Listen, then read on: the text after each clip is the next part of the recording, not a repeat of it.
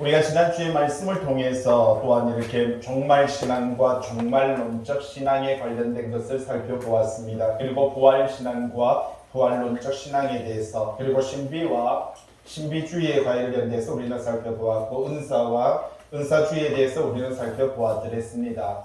우리가 종말신앙은 우리가 가져야 되는 신앙입니다. 여러분, 부활신앙은 우리가 가져야 됩니다. 여러분, 신비는 성경에 존재합니다. 여러분, 하나님께서 우리에게 은사를 주셨습니다. 여러분, 이런 것이 성경 속에 다 기록되어 있고 나타나는 것들입니다. 그런데 우리가 분명히 가져야 되는 것은 바로 이 종말이라고 하는 이 종말신앙입니다. 이것은 지금입니다. 이미예요. 이미 이루어진 것이고 지금 나타나는 것이 바로 이 종말신앙인 것을 발견할 수가 있는 것이지요.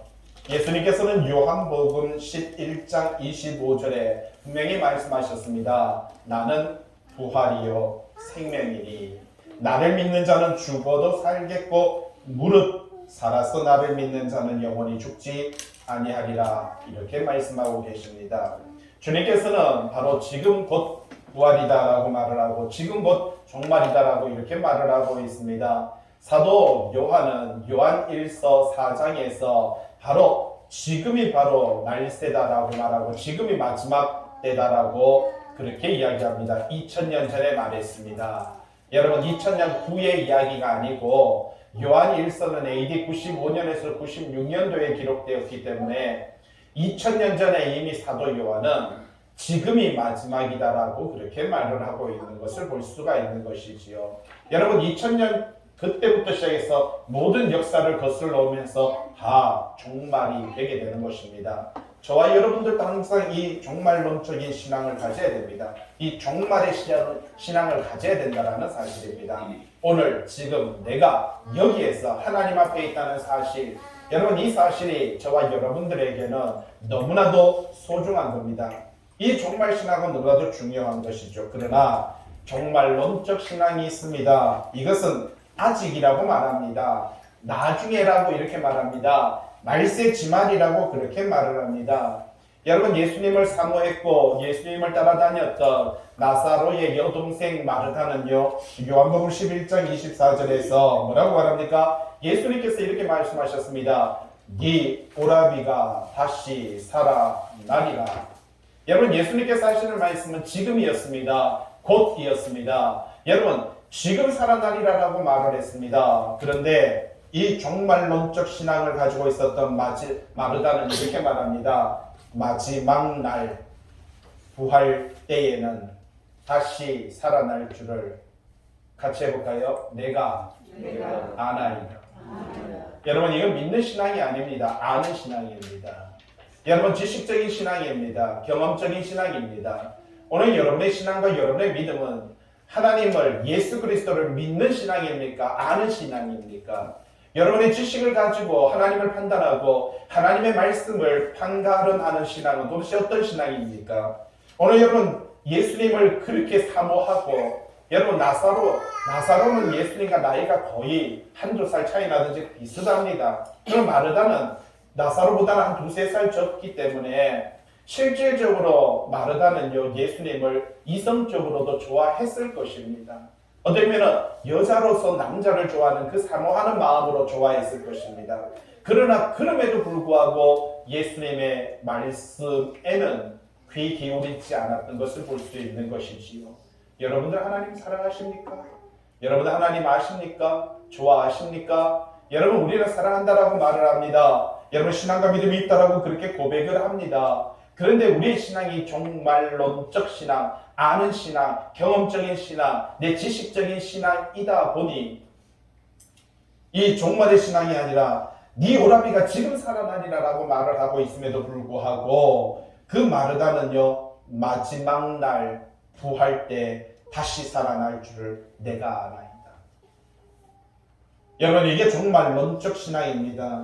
우리가 또 부활신앙에 대해서 우리는 말씀드릴 수 있습니다. 여러분, 이 부활신앙은 지금입니다. 이미예요. 지금 우리가 부활된 겁니다. 지금 우리가 하나님 앞에 선 거예요. 이미 구속함을 받은 겁니다. 이것을 가리켜서 성경은요, 거듭났다라고 이렇게 말을 하고, 이것을 구원받았다라고 이렇게 말합니다. 중생이다라고 말하고요, 칭의 그리고 양자 되었다라고 말하고 이제 성화에 들어갔다라고 말하면 마지막으로 첫째 부활이다라고 그렇게 말합니다. 여러분 성경책이 있으면 계시록 20장 한번 찾아보시기 바랍니다. 여러분 계시록 20장 6절 5절 말씀 보세요. 뭐라고 말을 합니까? 이는 첫째 부활이라라고 이렇게 말을 합니다. 여러분 앞에 갈로를 닫아놓고 이는 첫째 부활이다라고 말을 할 때 여러분 5절은요 5절이 아니죠. 5절에 관련된 이야기가 아닙니다. 4절에 관련된 이야기를 하고 있습니다. 이게 첫째 부활이다라고 말합니다. 4절 뭐라고 말합니까? 내가 보좌들을 보니까 사도 요한이 하늘나라에서 보좌들을 봤습니다. 근데 거기에 앉은 자들이 있어요. 여러분 이 보좌에 앉은 자들이 누굽니까? 성도인 것을 볼 수가 있는 것이고요. 그들이 어떤 사람이냐? 예수를 증언하고 이 땅의 삶을 살아가면서 예수 그리스도를 증언하고 하나님의 말씀 때문에 묵배임을 받은 자들의 영혼들. 여러분 사도 요한은 보좌를 봤는데 이미 그 보좌에는 예수 그리스도를 믿고 하나님의 말씀 때문에 신앙과 믿음을 지켜가다가 묵배임을 당한 순교자들이 그 보좌에 앉았더라라고 이렇게 말합니다. 그러면서 이어지는 말씀이 또라고 말하죠. 여러분 지금 여기를 보는 순간에 보좌가 있는데 그곳에는 이미 그 영혼들이 앉아있는데 또 고개를 돌려서 보니까 짐승과 우상에게 경배하지 아니하고 그들의 이마와 손에 그 표를 받지 아니한 자들이 살았어. 지금 여기에서는요 천국의 모습인데 고개를 돌려보니까 지구의 모습이 보이고 이곳에서 세상의 왕들에게 세상의 나라에 굴복하지 아니하고 세상의 것들에 마음을 뺏기지 아니하며 세상의 것들에 경배하지 아니하고 하나님의 말씀과 신앙과 믿음으로 지켜가는 성도들이 세상의 것들에 얽매이지 않고 예수 그리스도와 더불어 삶을 살아가는 이 사람들을 가리켜서 여기 뭐라고 말합니까? 4절에요. 살았어. 그리스도와 더불어라고 말합니다. 자, 여기서 말하는 건요.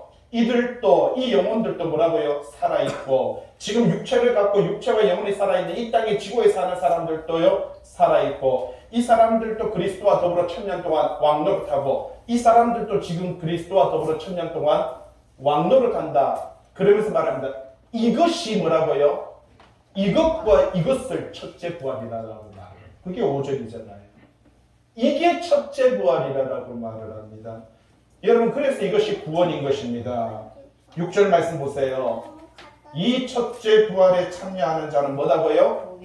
이 사람이 복 있는 사람이에요. 그 사람은 뭐 하다고요? 거룩한 사람입니다. 이 사람에게는 뭐가 없어요? 둘째 사망이 없어요. 왜? 예수 그리스도 안에서 구원받은 여러분들 혹시 죽는다고 생각하십니까? 영생하다고 생각하십니까?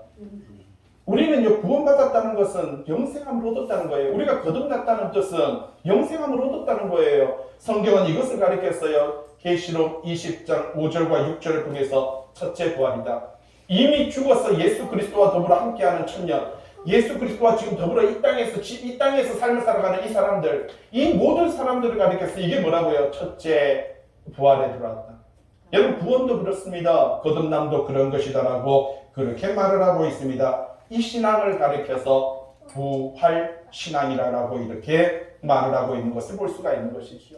그런데 부활론적 신앙이 있습니다. 여러분 이것은 유대인들 그리고 가톨릭, 로마 가톨릭 교인들, 오늘날 기독교인들이 갖고 있는 신앙이 바로 부활론적 신앙입니다. 아직이라고 말을 합니다. 그들이 이렇게 말하죠. 육체가 죽었어. 육체가 부활하여 하나님 앞에 서게 된다라고 말을 하고 있습니다. 그런데 그렇게 성경은 말해주지 않습니다. 여러분 성경책 있으면 고린도전서 15장 50절 말씀 빨리 찾아보시기 바랍니다. 고린도전서 15장입니다. 우리는 성경을 잘 찾아보는 것이 참 중요한 것입니다. 여러분 15장 고린도전서 15장 50절 말씀 자 여기서 말하죠. 읽어볼까요? 형제들아 내가 이것을 말하노니 뭐라고요? 혈과 육은 하나님의 나라를 이어받을 수 없고 여러분 하나님의 나라를 이어받을 수 없어요. 뭐가요? 혈육 간단히 말하면 혈육 뭐가 이어받을 수 없다고요? 분명히 여기서 말합니다. 이어받을 수 없고 썩는 것은 썩지 아니하는 것을 뭐라고요? 유혹으로 받지 못하느니라. 제 이야기 아니잖아요. 성경에 기록된 여러분 성경 믿으십니까? 믿으시기 바랍니다. 저도 믿습니다. 근데 우리는 성경을 아는 지식이 됩니다. 성경에 대한 경험적인 지식으로 아는 지식이 됩니다. 믿는 신앙과 믿는 믿음이 되시기 바랍니다. 42절 보세요. 죽은 자의 부활에 대해서라고 말을 하면서 이 썩는 것과 썩지 않는 것에 대한 것을 구분하죠. 43절에 욕된 것으로 심고 영광된 것으로 살아나고 약한 것으로 심고 강한 것으로 욕된 것. 우리 인간의 정욕, 탐욕, 육욕, 성욕 이 욕된 것을 심고 영광스러운 것으로 살아나고요. 약한 것. 여러분 3분만 숨 참아버리면 죽어버립니다. 그런데 강한 것, 영원한 영생, 영원히 사는 강한 것으로 우리는 다시 살아나고 육의 몸으로 심고 잘 보세요. 여기 있잖아요. 44절. 육의 몸으로 심고 뭐라고요? 신령한 몸으로 다시 살아나나니 육의 몸이 있은즉 뭔 몸도 있다고요? 여러분 수박을 제가 이거 고린도전서 벌써 한 7, 8년 전에 설교했나요? 여러분 수박 씨를 심을 때 수박을 심습니까? 씨를 심습니까? 근데 씨를 심으면서 씨가 요까만 조만한 수박 씨가 이따만 해진다고 생각하고 심죠. 이게 믿음인 것입니다. 우리 육체가 심어져서 우리 영혼의 몸이 따로 있다라고 그렇게 말을 하는 거예요. 여러분 그게 안 믿어집니까? 성경이 말하는 거죠. 하나님은 우리 육체에게 생명을 주시듯이 우리 영혼에게도 몸을 주시는 게 어려운 것이 아닙니다. 자꾸 우리 생각으로만 내 육체가 죽었어. 여러분 그래서 유대인들은 자꾸 죽어서 살아. 그러면 태우지 말아야지. 여러분 태우면 안 되잖아요. 태우면 어떡합니까? 그러니까 또 말합니다. 먼지 구덩이가 먼지 속에서 하나님께서 끌어모아가지고 우리 외할머니 돌아가셨는데 50년 만에 제가요 이장하려고 무덤을 파봤습니다. 그랬더니 없어요. 50년 됐다고 하시는데 뭐가 있는지 아십니까? 요만한 여기 대퇴뼈 요만큼 남았더라고요. 아무도 없어요. 그냥 땅만 시커멓게 아무것도 없고 요만한 뼈 덩어리가 하나가 땅 여기 제일 큰 뼈. 해골도 없고 아무것도 없어요. 그거 하나 그냥 빼가지고 그냥 빻아가지고 이장시켰어요. 여러분 육체를 심어도요 50년만 지나면 먼지 됩니다. 흙됩니다. 영원할 것 같아도 영원한 건 없습니다. 오늘 성경 우리에게 말을 해주는 것이 바로 어떤 신앙을 가져야 되느냐라고 하는 것을 말을 해주죠. 그리고 신비, 성경에 신비 있습니다. 여러분 성경에서 신비는요 최고로 신비한 것은요 하나님의 생각, 하나님의 말씀, 하나님의 뜻이 내 앞에 와 있는 겁니다. 이것보다 신비로운 건 없습니다. 하나님, 신이신 하나님의 생각이, 신이신 하나님의 뜻이, 신이신 하나님의 말씀이 기록이 되어서 내 앞에 있는 이것보다 세상에 신비로운 것은 없습니다. 분명히 신비는 있습니다. 그런데 과거에는 이 말씀이 기록이 되지 못했을 때는 하나님께서는 선지자들을 통해서 예언자들을 통해서 꿈을 통해서 또 여러 가지 이상을 통해서 환상과 계시를 통해서 말씀을 주셨습니다. 여러분 뭘 줬다고요? 말씀을 줬어요. 네? 갑자기 어제 말이야 네가 말이야 이게 아닙니다. 목소리 바뀌면서 말하는 그런 투가 아니에요. 예? 갑자기 평화하다가 갑자기 신령해지는 그런 것이 아닙니다. 성경은요 너무나도 하나님의 특성은 하나님의 말씀을 전달하는 것이 바로 신비다라는 사실이지요. 신비주의는요 그것을 가지고 이런 체험이나 은사나 꿈이나 환상과 기도를 이 말씀보다 더 높게 치는 겁니다. 말씀 위에서 말씀을 짓밟아버리는 것이 신비주의다라는 사실입니다. 이 신비주의는 사탄이 바로 이용하는 도구입니다. 어떻게 보면 사탄은요 이 신비적인 체험을 통해서 하나님의 말씀을 빼앗아 가버리는 간사한 자가 바로 이 사탄인 것입니다. 신비는 존재합니다. 신비주의는요 위험합니다. 은사는요 존재합니다. 성경의 고린도전서 12장 6절에 8절에 보니까 지혜의 말씀, 지식의 말씀, 믿음, 병 고치는 은사, 능력, 행함, 예언함, 영들 분별함, 각종 방언, 외국어입니다. 여기 각종 외국어 말하고요. 각종 방언, 그러니까 외국어를 통역함에 대한 이야기도 납니다. 여러분 이 은사는요 쉽게 이야기하세요. 쉽게 이해하세요. 교회에 같이 합니다. 교회에 유익하냐. 이게 은사의 특징입니다. 교회에 유익하냐라는 거예요. 근데 과거에 보면 한국의 은사주의 때문에요. 교회가 분열이 되고요. 교회의 질서가 파괴되는 일들이 많았습니다. 교회에 덕이 되지 못했어요. 은사는 철저하게 교회에 유익하냐. 교회의 덕이 되냐? 이게 가장 중요한 것입니다. 그런데 은사주의자들은요, 이 예수님의 말씀을 통해서 구원받는다는 것보다는요, 아까 말했듯이 여러 가지 이런 어떤 체험이나 방언이나 신유나 귀신 쫓구나 이런 능력을 구원의 징표로 생각했습니다. 이게 구원받은 자의 능력이다. 성령의 징표다라고 생각을 했습니다. 이것이 바로 은사주의입니다. 위험합니다. 은사는 존재합니다. 그러나 그 은사는요, 철저하게 하나님께서 주신 선물입니다. 그것으로 유익하냐 유익하지 않느냐라고 하는 것이 가장 중요하다라는 사실이지. 오늘 우리는 로마서를 살펴보고 있습니다. 로마서 6장을 보시면 여러분 갖고 있는 책 68페이지, 69제 페이지 보시면 왼쪽에 도표가 있습니다. 6장은요, 반율법주의자들에 관련된 이야기입니다. 이 사람들은 영지주의자들이고요. 이 영지주의자들은요, 아주 시건방진 이야기를 했습니다. 어떤 이야기를 했습니까? 죄가 있는 곳에 하나님의 은혜가 충만하다, 이렇게 말을 했습니다. 죄가 충만한 곳에 하나님의 은혜도 충만하다. 그러니까 우리가 죄를 지어야 하나님의 은혜가 역사한다. 과거의 부흥사들은요, 교회 안에서 부흥하면서 뭐라고 했습니까?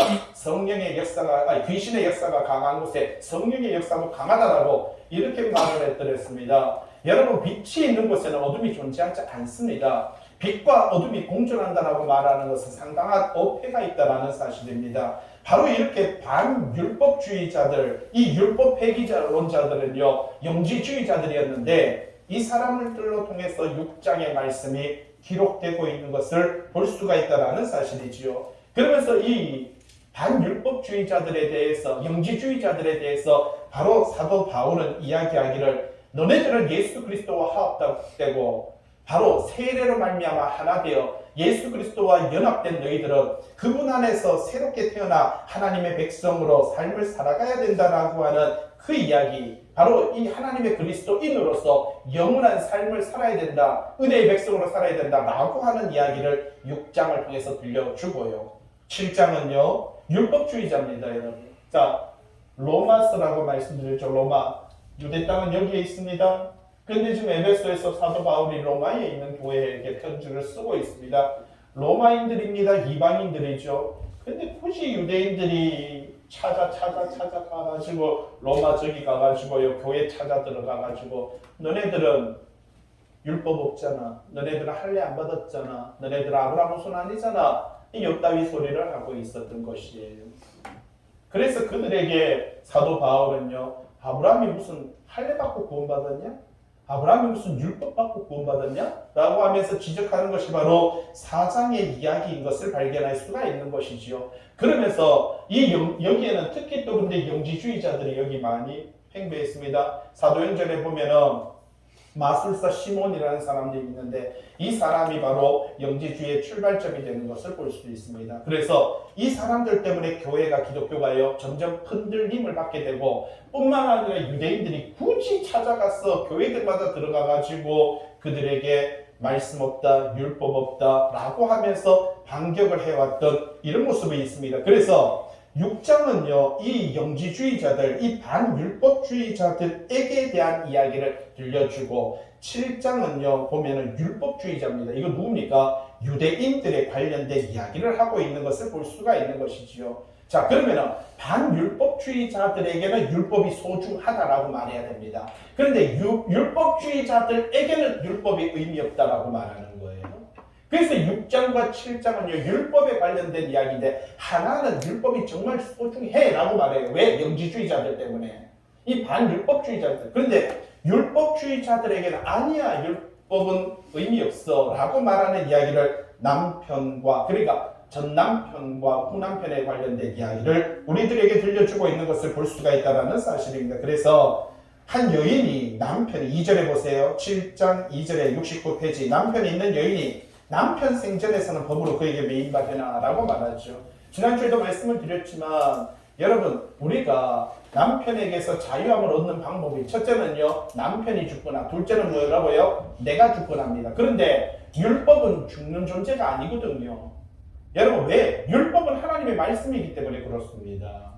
여러분, 우리는 무조건 율법이 나쁜 것이다, 그렇게 가면 안 돼요. 오늘 우리는 이 성경이 우리에게 무엇을 말해주느냐라고 하는 것은 우리에게 너무나도 중요하다라는 사실입니다. 여러분, 율법은 어떻게 보면 우리에게 초등학문이라고 말을 하고요, 깨닫게 하는 영이라고 말을 하고요, 우리의 죄를 지적함으로 통해서 우리가 회개하는 것이 바로, 여러분, 그래서 죄를 지적하는 것이 바로 율법이다라고 이렇게 말합니다.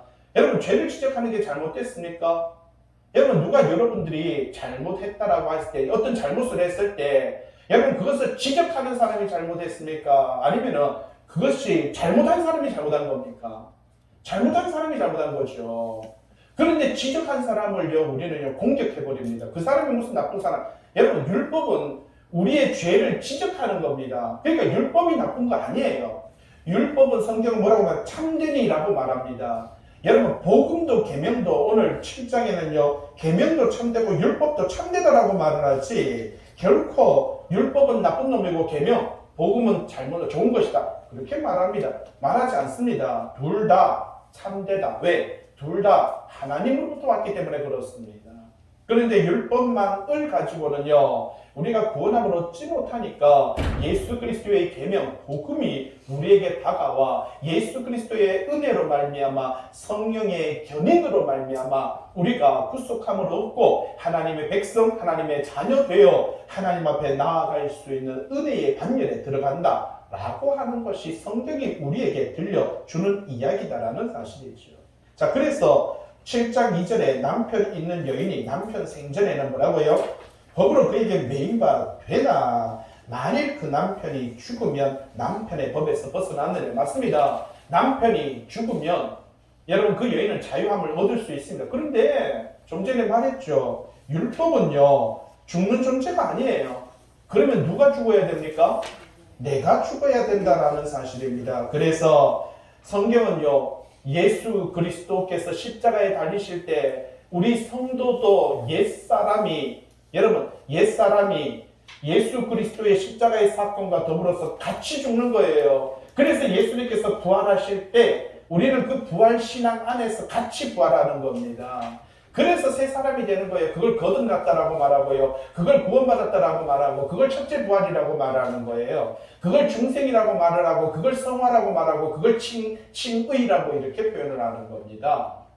이 모든 구속적인 은혜가 이 말씀 속에서 담겨 있는 것을 발견할 수가 있다는 사실입니다. 그래서 바로 70페이지 보시면 4절에 뭐라고 말을 합니까? 내 형제들아 너희도 그리스도의 몸으로 말미암아. 자, 우리는 예수 그리스도와 예수 그리스도께서 대표가 되시고 그분과 연합된 그분 안에서 예수 그리스도께서 죽으심으로 말미암아 예수 그리스도의 그 육체의 죽으심 그리스도의 몸으로 말미암아 율법에 대하여 뭐라고요? 죽임을 당하였으니. 맞습니다. 여기서 이야기하시는 그겁니다.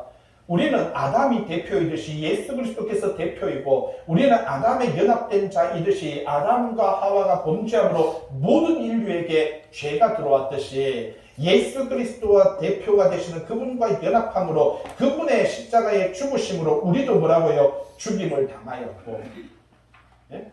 여러분 남편이 죽든지 내가 죽든지예요. 근데 어차피 남편은 안 죽어요. 그러면 누가 죽어야 돼요?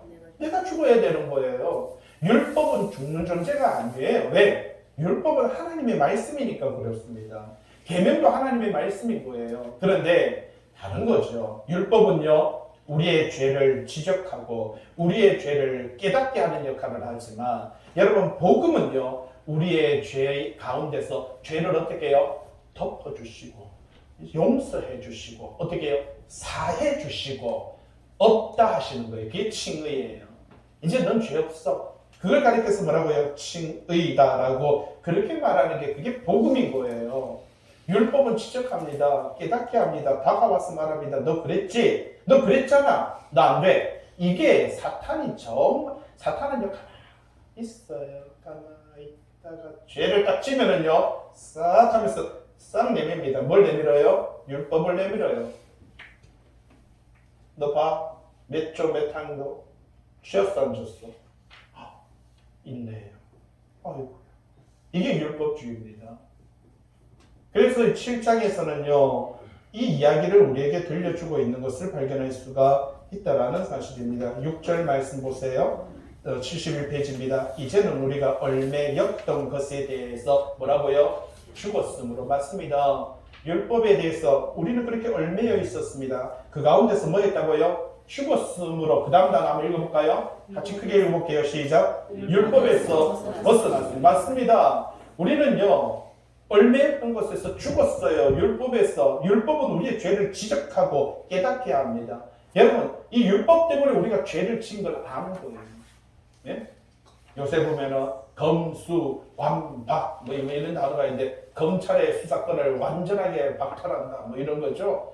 예, 검찰이 수사를 못하게 만들어 버려요. 근데 검찰이 하는 거는요. 경찰은 백성들 가까이에서 백성들의 죄를 잡고요. 도둑놈 잡고 나쁜 놈 잡고요. 사기꾼 잡는 게 경찰이고요. 검찰은요. 어떻게 보면 법조인들 아니면 뭐 변호사들 아니면 뭐 정치인들 이런 말하자면 6대 수사라는 게 말하자면 정치인들 그런 거 수사하는 거잖아요. 근데 그 검찰의 수사권을 박탈해버리면 정치인들은요, 해라 좋다. 여러분, 검사들이 백성들을 조사하지는 않습니다. 그래서 그걸 없애버리고 나면 백성들한테 도움이 되는 게 아니고 누구한테만 도움이 되는 거죠. 여기서 뭐 말하는 게 율법은요, 깨닫게 하는 겁니다. 지적하는 거예요. 우리가 수사하는 거예요. 예? 그런데 얼마나 가면 이 검수완박 아니고 율법 완박. 예, 율법 완박. 예수님의 보혈로 말미암아 율법이 완전하게 박멸돼 버렸어요. 더 이상 우리를 지적하고 야 이게 누구한테 좋은 건지 아세요? 이건 성도한테 좋은 거예요. 예? 이게 성도한테 아주 좋은 거거든요. 참 좋은데 말로 설명할 수 없는 오묘한 것들이 이게 바로 율법 완박이 여기 나옵니다. 검수완박이 아니고 참 기가 막힙니다. 6절에 우리가 얽매였던 것에 대하여서 죽었으므로 율법에서 뭐라고요? 벗어났으니 이러므로 우리가 영의 새로운 것으로 섬길 것이요 율법 조문에 뭐라고요? 묵은 것으로는 아니할 것이다 라고 이렇게 말합니다. 밑에 71페이지 도표 있죠? 죄를 깨닫게 하는 뭐라고요? 율법입니다. 율법의 역할은요 우리를 죄를 깨닫게 하고요. 여러분 죄를 지적해서 깨닫게 하고 지적하는 이유가 뭡니까? 거룩하게 살게 하기 위해서입니다. 예? 이게 참 중요한 거예요. 율법의 의미도요 거룩하게 사는 거예요. 여러분 부모가 명돌이 들고 회초리를 들고 너 그렇게 하면 안 돼! 라고 말을 할 때 여러분 죽으라고 하는 소리입니까? 바로 살라고 하는 또 소리입니까? 바로 살라고 하는 소리인데 어떻게 합니까? 그걸 오해를 해가지고 너 집 나가! 그러면은 그렇게 말을 안 듣다가 그때만 말 정말 순종 잘해요. 집 나가라 캔다고 집 나가라. 아니 그전에는 말 좀 듣지. 평상시에는 정말 말 안 듣다가 너 집 나가! 그러면 그때만 순종 잘해요. 팽 나가요. 못돼 빠졌어요. 율법은 깨닫게 하는 역할을 합니다. 깨닫게 하는 것은요. 깨달음을 통해서 우리가 어떻게 살아야 되는 거예요? 거룩하게 살아야 된다라고 하는 것입니다. 그게 정말 중요한 거죠. 그래서 72페이지 넘어오시기 바랍니다. 그런 즉, 이 모든 이야기를 거쳐서 그런 즉, 여러분, 우리가 뭔 말하겠느냐? 아까 말했죠. 율법주의자들이에요. 그런데 이 사람들에게 율법에 매이면 안 된다라고 말을 하면서 그러면 좋다. 율법이 죄냐? 라고 말하죠. 질문 던지고 있잖아요. 예? 율법이 죄냐? 그 다음에요. 그럴 수 없느니라. 묻고 대답 다 해놨어요. 율법은 죄가 아니에요. 율법이 깨닫게 하는 게 죄입니까? 여러분 부모가 잘못됐다고 잔소리하고 회초리 드는 게 죄입니까? 근데 자녀들은 뭐라고 말합니까? 세대 차이 나고 아우 진짜 아빠하고는 말이 안 통해. 아우 진짜 엄마하고 말 못하겠어. 야 말이 까졌어. 이게 지가 죄 짓는 건 생각 안 하고 지가 잘못했는 건 생각 안 하고요. 무조건 율법만 나쁜 놈이라고 말을 하면 됩니까? 율법은 죄가 아니에요. 보세요. 7절에 동그라미 3번에 율법으로 말미암지 않고는 내가 뭐라고요? 죄를 알지 못하였으니 맞습니다. 율법이 아니었으면 우리가 죄를 어떻게 알았겠느냐라는 사실이죠. 그러면서 대표적으로 한 죄에 대해서 딱 지적하죠. 뭐라고 말합니까? 율법이 탐내지 말라. 그러니까 탐욕. 처음 아담과 하와가 범죄를 할 때 선악과를 봤더니 하와가 보니까 이 선악과가 첫 번째 뭐라고요? 먹음직도 하고 보암직도 하고 탐스러운 것이 남편도 줘야지. 그러니까 따라갔어요. 이 모음직하고 보암직하고 탐스러웠어요. 여러분 탐욕 있습니까? 여러분 탐욕 있어요? 없어요? 없습니까? 어떤 사람은 차에 대한 탐욕을 갖고 있는 사람, 어떤 사람은요 돈에 대한 탐욕을 갖고 있는 사람, 어떤 사람은요 집에 대한 탐욕을 갖고 있는 사람, 어떤 사람은요 건강에 대한 몸에 대한 탐욕을 갖고 있는 사람, 어떤 사람은요 비트코인에 탐욕 가졌다가 이번에 보니까 어마어마하게 떨어졌대요. 97% 떨어지니 말이 됩니까 이게? 비트코인 무슨 뭐 떨어져도 아니 뭐 이어서 놀다가 이게 뭡니까 97%? 예? 97%나 떨어져가지고 아니 보면 이건데 이건 뭐 절벽이죠 절벽. 예? 주식에 탐욕을 갖고 있는 사람. 예? 여러분 뭔가 우리는요 삶을 살아가는 과정 속에서 탐심은 누구나도 있어요. 자 7절에 뭐라고 말합니까? 율법이 탐내지 말라 하지 아니하였더라면 내가 탐심을 알지 못하였으리라. 성경은 우리에게 지적합니다. 예? 탐내지 말아라. 어디에 있습니까? 성경 밑에 있죠. 출애굽기 7장 동그라미 4번 거기 보면은 출애굽기 이거 십계명에 있는 이야기예요. 십계명입니다. 내 이웃에 뭘 탐내지 마라? 집을 탐내고 옛날에도 집을 탐냈나 봅니다. 예, 옛날부터 집을 탐낸다고 해요. 흙벽돌이라도 기와집이라도요. 기와집, 예, 초가집이라도 탐냈나 봅니다. 내 이웃의 집을 탐내지 말아라. 그 다음에요. 내 이웃의 아내나 그의 남종이나 그의 여종이나 그의 소나 그의 나귀나 내 이웃의 소유를 뭐 하지 말아라? 탐내지 말아라. 밑에 또 신명기 5장 21절에 네 이웃의 아내를 탐내지 말지니라. 네 이웃의 집이나 그의 밭이나 그의 남종이나 여종이나 소나 나귀나 이웃의 모든 소유를 뭐라고요? 탐내지 말아라라고 이렇게 말을 하고 있는 것을 볼 수가 있습니다. 여러분 사복음서 누가복음 12장 15절에 뭐라고 말을 합니까? 모든 탐심을 뭐 해라고요? 예, 그 밑에 있죠. 그죠? 모든 탐심을 여러분 물리치세요. 성경이 이렇게 지적하고 있습니다. 그 밑에 디모데전서 6장 10절 읽어볼까요?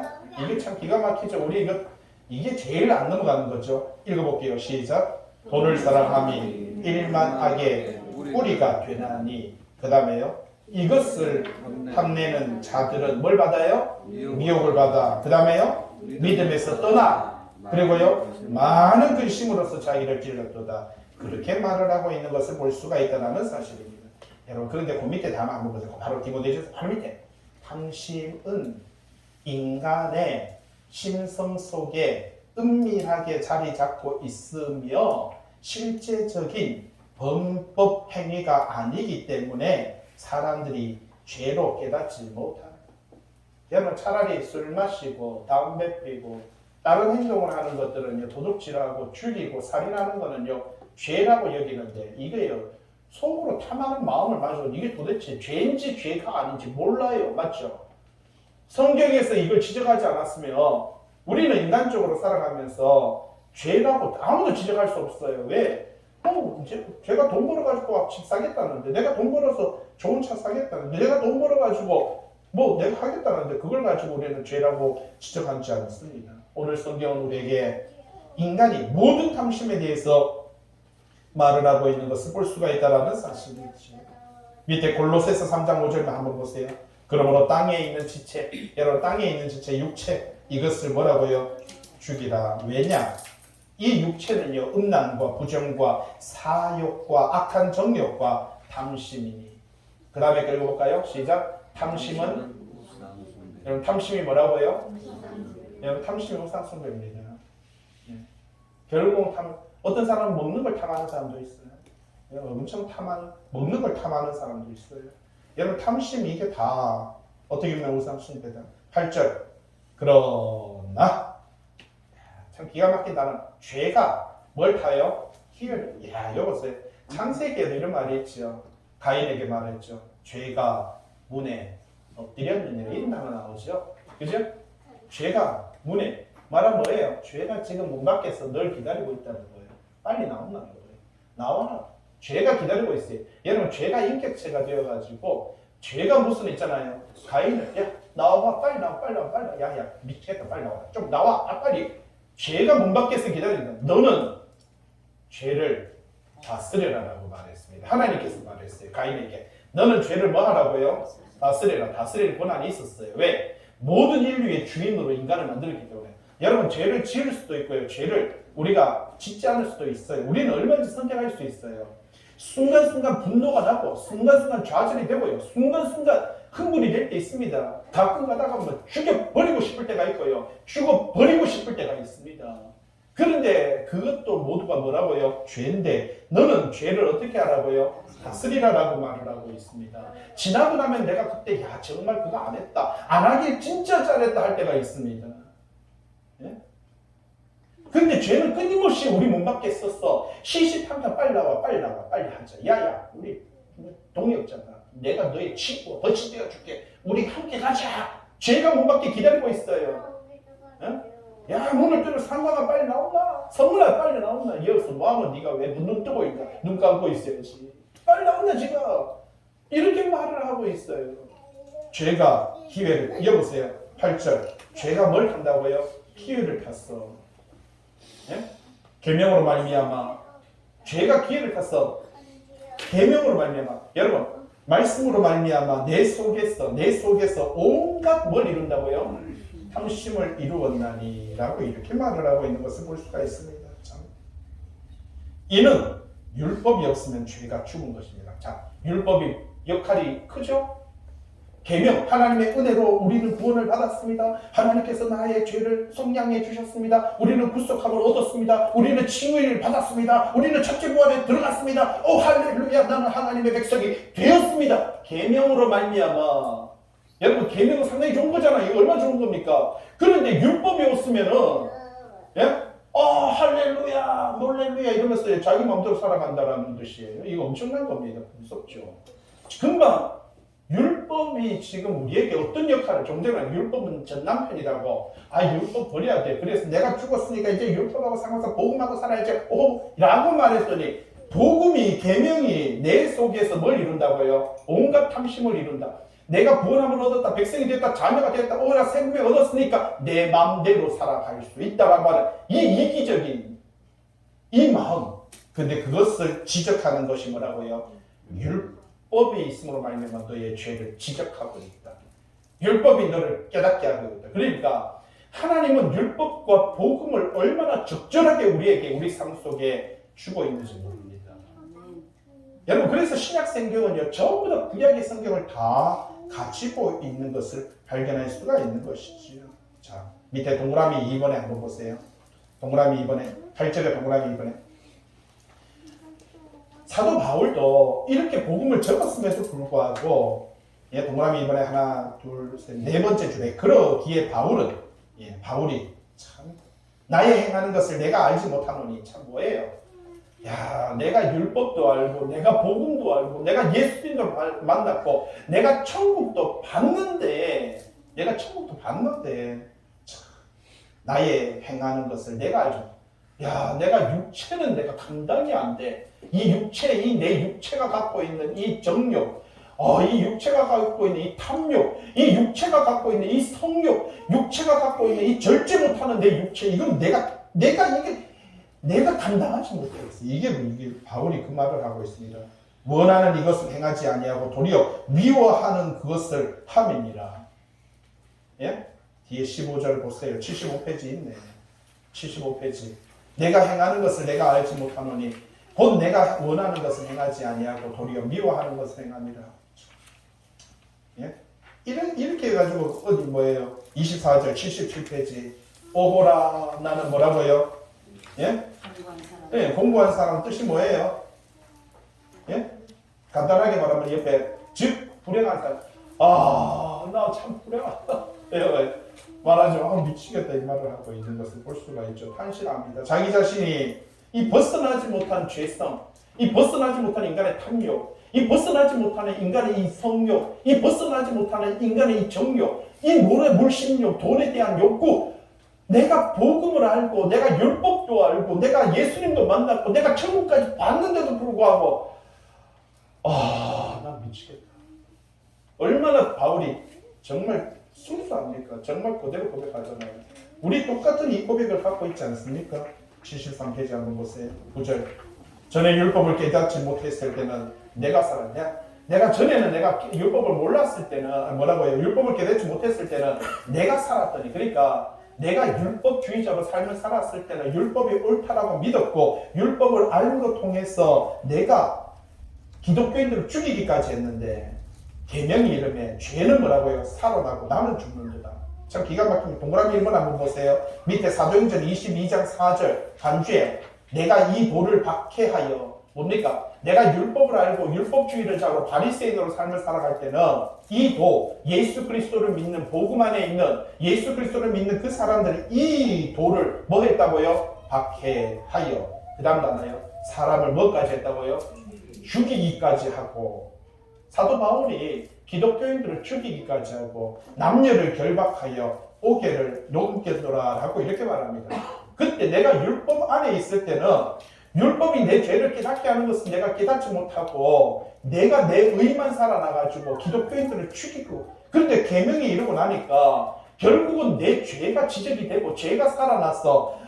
나는 죽겠다 이렇게 말을 합니다. 이 내가 저지른 죄가 너무 많아서 미치고 환장하겠다라고 9절에 말을 하는 거예요. 10절. 생명에 이르게 할 그 계명이 내게 대하여. 그러니까 율법도 생명이고 복음도 생명인데 이 생명에 이르는 복음이, 말씀이, 율법이, 예수 그리스도의 복음이 오히려 나에게는 뭐 같다고요? 사망에 이르게 하는 것이 되었도다. 왜? 자기의 죄가 다 드러나는 거예요. 자기 잘못이, 모든 잘못된 것이. 그래서 11절입니다. 죄가 뭘 탔어요? 기회를 탔어. 8절에도 말했죠. 죄가 기회를 탔어. 계명으로 말미암아. 여기서도 말합니다. 죄가 기회를 탔어. 여러분, 가인에게도 죄가 문 밖에 기다리노라라고 말하듯이 죄가 기회를 탄다는 거예요. 죄가 이렇게 보고 있어요. 인격체가 되어 있어요. 여러분, 죄가 인격같이 우리의 살며시 보면서 야 니가 말이야 라고 하면서 우리에게 지적하기 시작합니다. 우리의 잘못을 찌르기 시작합니다. 계명으로 말미암아 나를 어떻게 해요? 속이고 그것으로 나를 뭐 했다고요? 죽였느니라 라고 이렇게 말을 하고 있습니다. 이랬던 우리가 밑에 한번 보세요. 11장 밑에 맨 밑에 보면 로마서 5장 8절. 이렇게 우리가 아직 죄인 되었을 때에 그랬던 우리입니다. 그랬던 우리, 이렇게 죄 많은 인간을 그리스도께서 우리를 위하여 뭐 했다고요? 죽으심으로 하나님께서 우리에 대한 자기의 사랑을 뭐 했다고요? 확증하셨느냐.